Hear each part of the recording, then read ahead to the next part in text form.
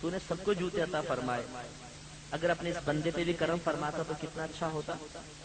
یہ شکایت نہیں تھی، اعتراض نہیں تھا، اللہ کی بارگاہ میں ایک التجا تھی، ایک فریاد تھی۔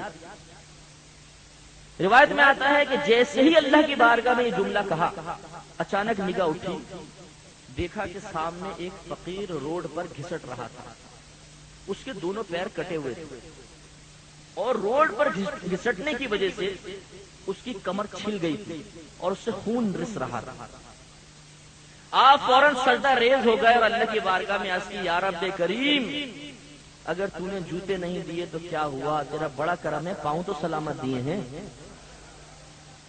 تو یہ ہماری بہت بڑی نادانی ہے کہ ہم ان نعمتوں کا احساس نہیں کرتے۔ اللہ نے ہمیں مسلمان بنایا، کتنی بڑی نعمت، اپنے نبی کا امتی بنا دیا، کتنی بڑی نعمت، اور انشاءاللہ اس نعمت کے صدقے جو ہمیں آخرت میں انعامات ملیں گے، قربان جائے۔ تو اس لیے یہ احساس پیدا کرنا بہت ضروری ہے۔ پھر دیکھیے اللہ تعالیٰ نے اپنے حبیب کے صدقے ہمیں قرآن جیسی عظیم کتاب عطا فرمائی، اور اس قرآن میں چند احکامات ارشاد فرمائے، اس قرآن میں ایسی ہمیں باتیں بیان فرما دی کہ جن باتوں پہ عمل کر کے ہم آسانی سے ہدایت پا کر اللہ تعالیٰ کی رضا کو حاصل کرنے میں کامیاب ہو سکتے ہیں۔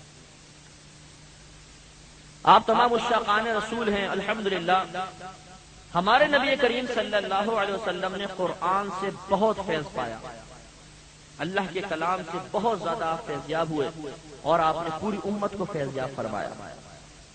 چنانچہ سیدہ عائشہ صدیقہ رضی اللہ تعالی عنہا سے کسی نے پوچھا کہ نبی کریم صلی اللہ علیہ وسلم کا خلق کیسا تھا؟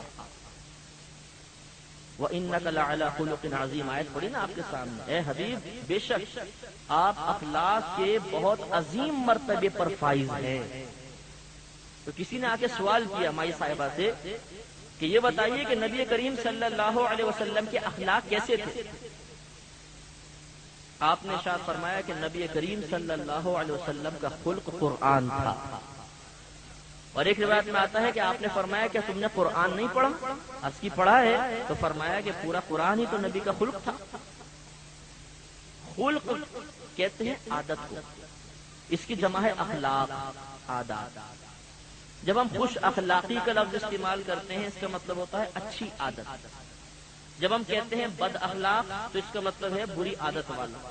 خوش اخلاقی اچھی عادت، بد اخلاقی بری عادت۔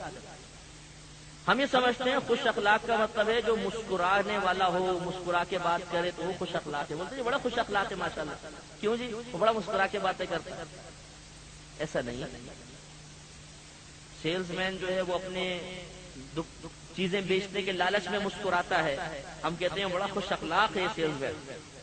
یہ نہیں، صرف مسکراہٹ کو شریعت نے خوش اخلاقی قرار نہیں دیا ہے۔ خوش اخلاقی کا مطلب اچھی عادات والا، خوش اخلاق اچھی عادات والا، بد اخلاق بری عادات والا، اور اس میں مسکراہٹ کا کوئی دخل نہیں، اس میں مسکراہٹ شامل ضرور ہے۔ لہذا جو اچھی عادتوں کا مالک ہوگا، نیک ہے، پرہیزگار ہے، اللہ کے احکامات کی پیروی کرنے والا، اپنے نبی کی سنت پر چلنے والا، نمازیں پڑھنے والا، روزے رکھنے والا، زکوٰۃ دینے والا، برائیوں سے بچنے والا، اسے ہم کہیں گے خوش اخلاق شرعی لحاظ سے۔ اور جو گندی عادات میں گرفتار ہو، نبی کریم صلی اللہ علیہ وسلم کے احکامات پر عمل نہ کر رہا ہو، یہ ہے بد اخلاق۔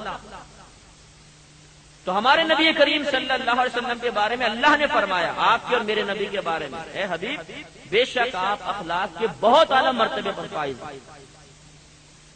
تو میرا آج یہ ذہن بنا کہ میں نبی کریم صلی اللہ علیہ وسلم کی اچھی عادات سے متعلقہ چند روایات آپ کو سناؤں، لیکن میری ہمیشہ یہ عادت رہی ہے، اپنے لیے بھی الحمدللہ اور اپنے مسلمان بھائیوں کے لیے بھی میری خواہش رہتی ہے کہ میں چاہتا ہوں کہ ہم نبی کی سیرت کے ہر پہلو کو محاسبانہ نظر سے دیکھیں۔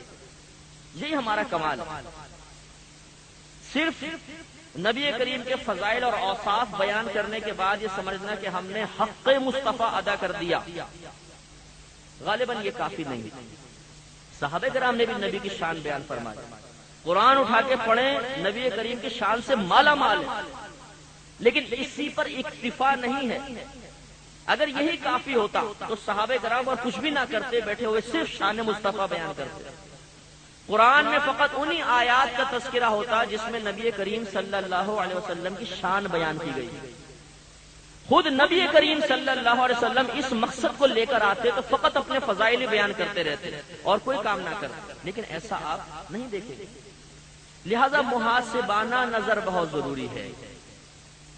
ایسا نہ ہو کہ نبی کریم صلی اللہ علیہ وسلم کے وسیلے سے اس امت میں پیدا ہو گئے، مسلمان گھرانے میں پیدا ہوئے، الحمدللہ اس شاقان رسول میں پیدا ہوئے، لیکن پھر بھی شیطان اپنے مقصد میں کامیاب ہو جائے، پھر بھی ہمیں دین کی حقیقی برکات سے محروم کروا دے.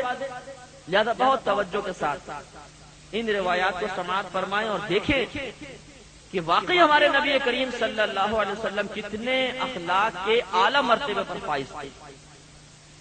اور ضمن ایک بات پہلے عرض کر دوں، یہ اچھی عادات نبی کو کس نے دی تھی؟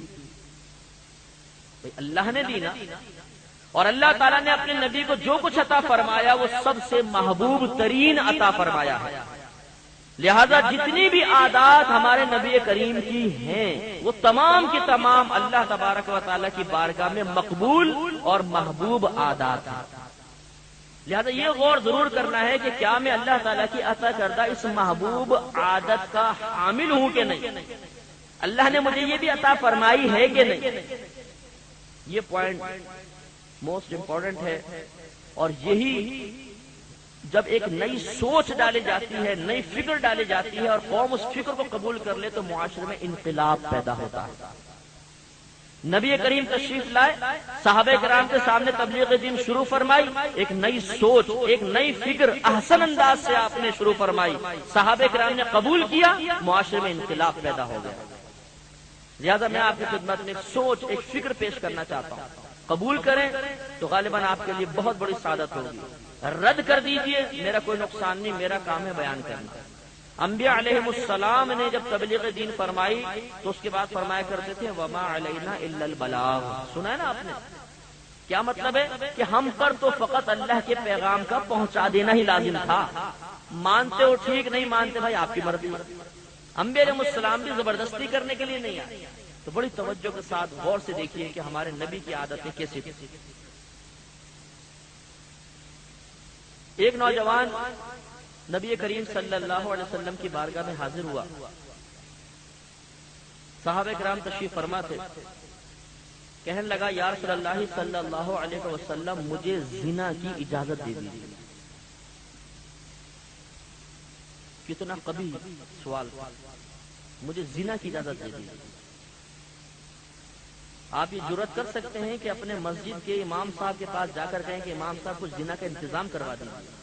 کہہ سکتے ہیں؟ نہیں. ان کی عظمت، ان کا مرتبہ، ان کا منصب کبھی بھی آپ کو اس چیز کی اجازت نہیں دے گا. یہ تو ایک امام صاحب کا معاملہ ہے. اور امام الانبیاء کی بارگاہ میں کوئی یہ سوال پیش کرے تو اچھا، آپ اگر امام صاحب کے سامنے یہ بات بیان کریں گے تو امام صاحب کے سینے سے لگا لیں گے؟ نہیں. ایک الٹے ہاتھ کا تماچا پڑے گا؟ نہیں پڑے گا. صحابہ کرام جلال میں آ گئے. انہیں بارگاہ رسالت میں اس سوال کی وجہ سے بہت بڑی بے ادبی محسوس ہوئی. بعضوں کے ہاتھ تلوار پر پہنچ گئے. سرکار نے فرمایا ٹھہر جاؤ. اس نوجوان سے کہا بیٹا ادھر آؤ. پیار سے اپنے پاس بٹھایا، پھر سوال کیا یہ بتاؤ اگر